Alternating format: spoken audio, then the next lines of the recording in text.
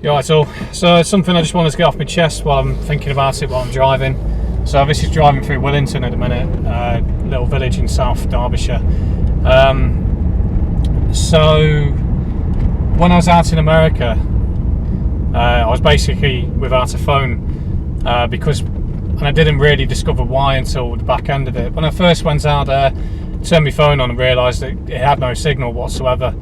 And I didn't really require it until the final week or two when I had time to go out and explore a bit of the USA. And by then, obviously, I wanted a phone in case something went wrong. You know, someone didn't like me because I was English and decided to hold me at gunpoint, that sort of thing. You know, perhaps a bit paranoid, but well, I think that's common sense, really.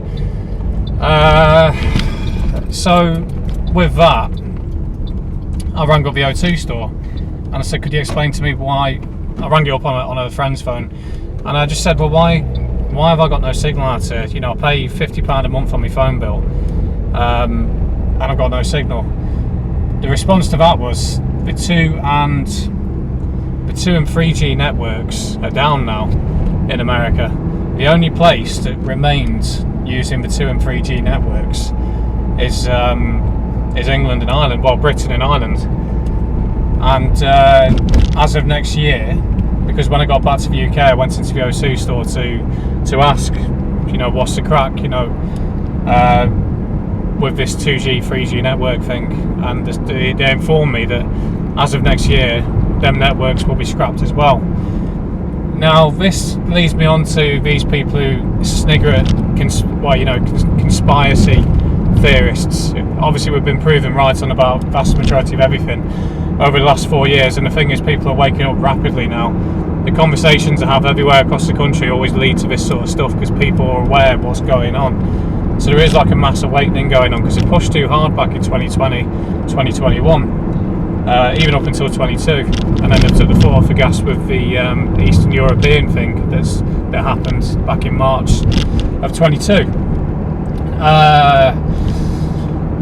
But my point being is that we are going to get herded towards having to have a smartphone. So all these QR codes that are coming in, all these online check-ins, and everything's being herded towards online banking.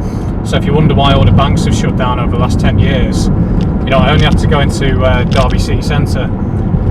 I will probably do it again because I've got more subscribers now, and it is unbelievable the amount of banks that have shut down in the last 10 years.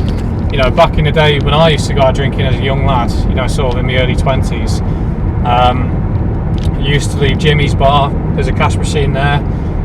Used to go down Sadlergate, at the top of Sadlergate, there's cash machines there.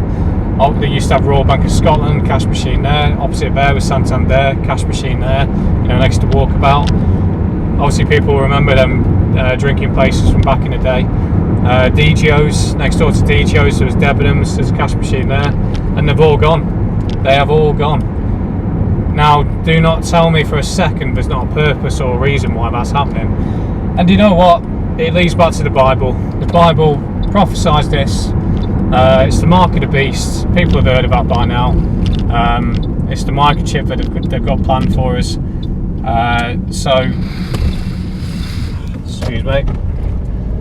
Yeah, so there you go. So for those who aren't aware of what that's about, it's essentially putting a microchip in your hand, which is something they've got planned, which is why we've gone from usable, because I'm lucky enough to be from that generation that has seen the progression, so I'm aware of what's going on. So we've gone from holdable technology, you know, obviously we've gone from usable technology in the form of computers, you know, the big computers, to what is it? So it was usable technology, holdable technology, so like Nokia 3310s, iPhones. Then the next phase was wearable technology in the form of smartwatches and Google Glass and things like that, things that you could wear and take around with you. So what do you think the next step's going to be? The next phase is going to be like Elon Musk with his neurological links and microchips and all that sort of stuff, it's not even something that's far-fetched anymore. We're on that tipping point of a roller coaster now. But that being said, I don't think any of it's going to be successful, because the vast majority of people you speak to, they recoil when you mention that sort of stuff to them. You know, about having it implanted into your body, like almost sets off a sort of feeling. And now, without being arrogant, you know, at the end of the day, I've been wired up a certain way, I think, for this sort of time. But I remember back in 2009, so around 2006, I used to love using them, like big iPods. And when in 2009 you had the Blackberries coming in, but also you had the iPod Nanos coming in. So I had the old smartphone, for fuck's sake. I had the old, really not with it today. I had the old phones, like the Nokia 3310, for example, and that was the one I used to use. And then obviously the Blackberries started coming in. By 2010, all the iPhones started coming in.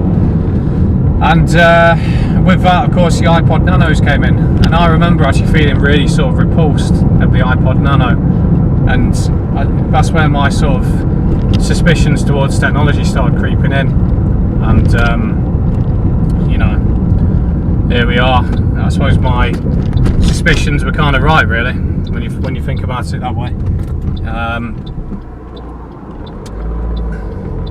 Yeah, so that's about it, really. This is going through Wetwall now. John Paul School on my left. Yeah, I don't think there's anything else needs to be said, so that's it. Cheers.